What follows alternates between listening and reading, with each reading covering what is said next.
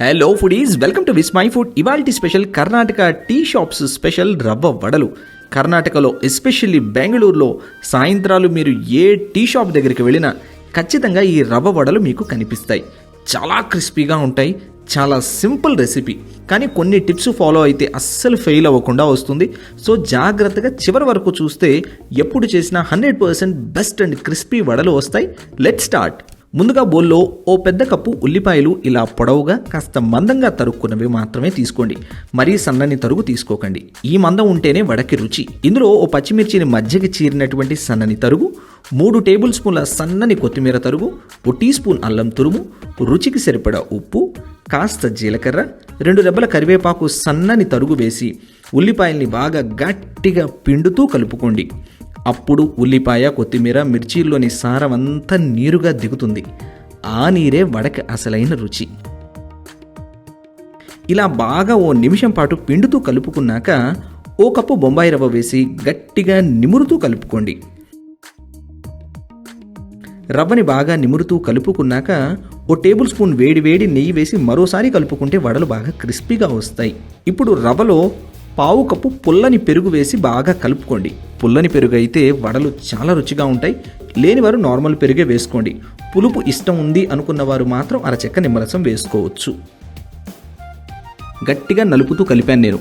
నాకు ఎగ్జాక్ట్గా పావు కప్పు పెరుగు పర్ఫెక్ట్గా సరిపోయింది. ఎందుకంటే ఉల్లిలో నుంచి వచ్చేటువంటి నీరుంది కదా.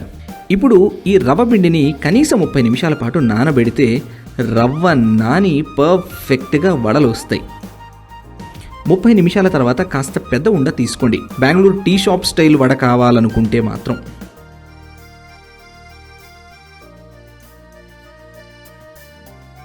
వడని నెమ్మదిగా తట్టుకున్నాక నాలా బటర్ పేపర్ లేదా అరిటాకు మీద పల్చగా, అంటే పావించు మందంగా ఒత్తుకోవాలి. మరి పల్చగా చెక్కల మాదిరి ఒత్తకండి. ఇలా తట్టుకున్నాక మరిగే వేడి నూనెలో వడ వేసి అలా వదిలేయండి 1 నిమిషం పాటు. వడని మీడియం ఫ్లేమ్ మీద నిదానంగా కాలనివ్వండి. అప్పుడే గరిటె పెట్టి తిప్పకండి, విరిగిపోతుంది. 1 నిమిషం కాలనిచ్చాక ఫ్లిప్ చేసుకొని మరోవైపు కూడా మీడియం ఫ్లేమ్ మీద లైట్ గోల్డెన్ బ్రౌన్ కలర్ వచ్చేంత వరకు మీడియం ఫ్లేమ్ మీద కాల్చండి. ఆ తర్వాత హై ఫ్లేమ్ మీద కాలిస్తే మంచి రంగు వస్తుంది, క్రిస్పీగా వేగుతాయి. ఇక్కడే నేను మీకు విషయం చెప్పాలి. ఒకవేళ ఏ కారణం చేత అయినా సరే వడ నూనెలో వేయగానే విరిగిపోతుంది అనుకోండి, ఏం పర్లేదు. ఓ టేబుల్ స్పూన్ బియ్యం పిండి వేసి మళ్ళీ వడపిండి కలుపుకొని వడలు వేసుకోండి, పర్ఫెక్ట్గా వస్తాయి. చూడండి గోల్డెన్ కలర్లో క్రిస్పీగా ఎంత బాగున్నాయో. ఇక్కడ నేను మీకు మరో టిప్ చెప్పాలి. నూనె వేడిగా లేనప్పుడు వడలు వేస్తే ఖచ్చితంగా నూనె విపరీతంగా పీల్చేస్తాయి. ఇంకా పిండి జారైన నూనె పీల్చేస్తాయి అని గుర్తుంచుకోండి.